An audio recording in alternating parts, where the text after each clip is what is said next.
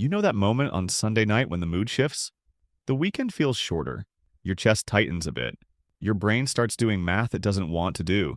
Except, for some people, that moment never comes. Monday rolls around and they're fine. Not fake smiling fine. Not hustle culture fine.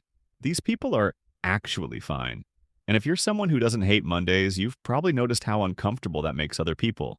They look at you like you're lying, brainwashed, or secretly dead inside. But here's what nobody really asks. What if not hating Mondays isn't a personality flaw, but a psychological signal? Stay with me. The psychology behind people who don't dread Mondays says a lot about how you relate to time, control, and meaning.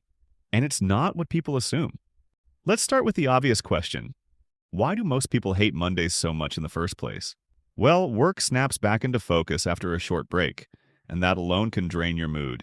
Jobs you tolerate at best feel heavier first thing Monday morning. Alarms don't help either, especially after a couple of days of sleeping in. Add the feeling that the weekend barely had time to register, and Monday starts to feel personal. But that's not the whole story, because plenty of people have demanding jobs and still don't feel that deep Sunday night dread. And plenty of people hate Mondays even when they technically like their work. So something else is happening.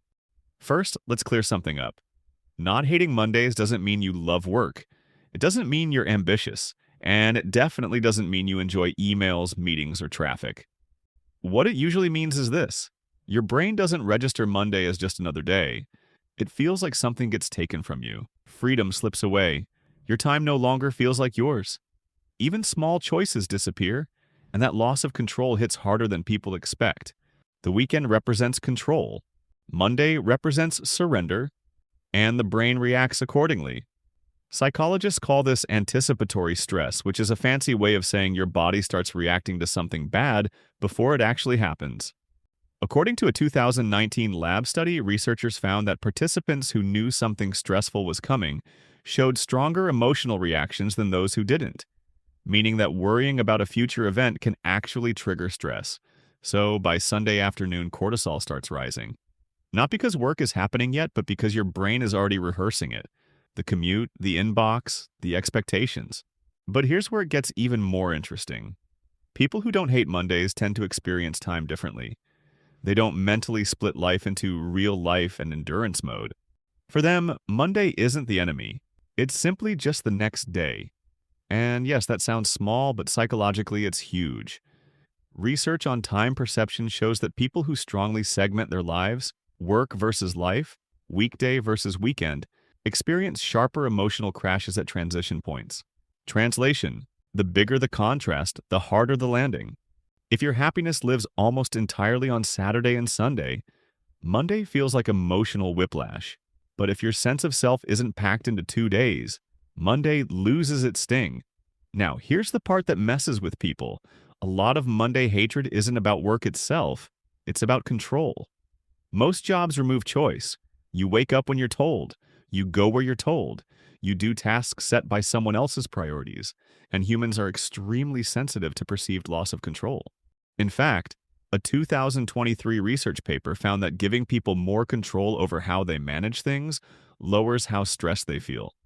The results showed that when participants had higher perceived autonomy, their reported stress levels were lower compared with when their choices were limited. They didn't have better outcomes, they were just given a choice.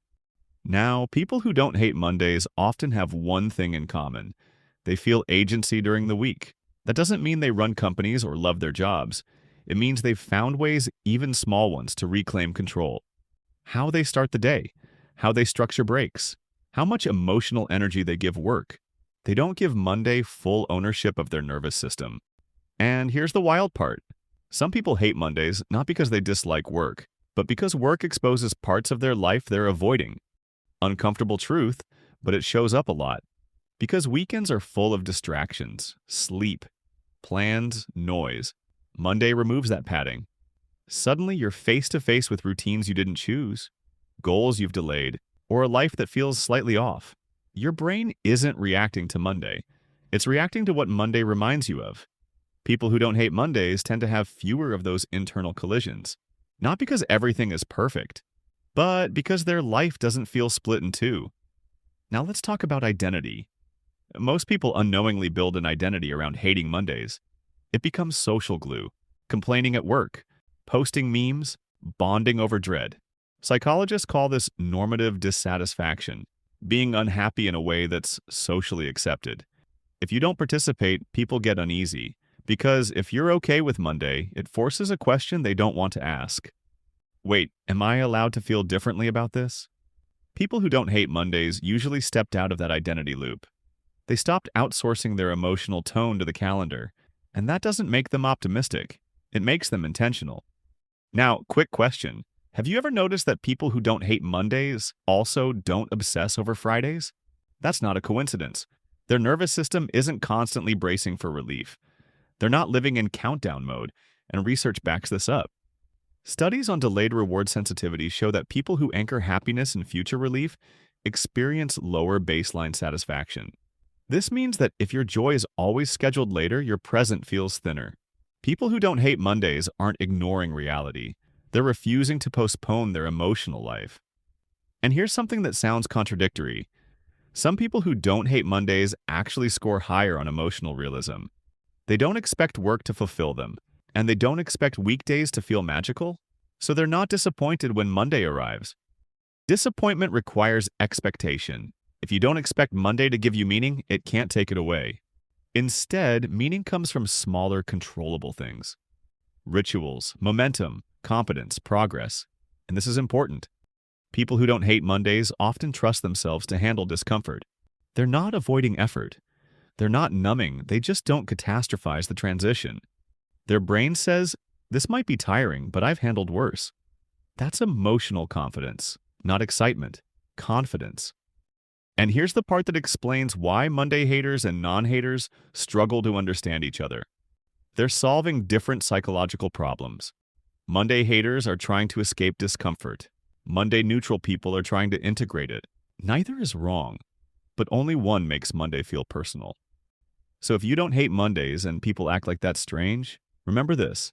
You're not wired wrong. You're not soulless. You're not a corporate robot. Your brain just doesn't equate structure with suffering. You don't need the week to end to feel like yourself again. And that's rare. Not superior. Rare. The real question isn't, why don't I hate Mondays? It's, what have I built in my life that makes Monday survivable?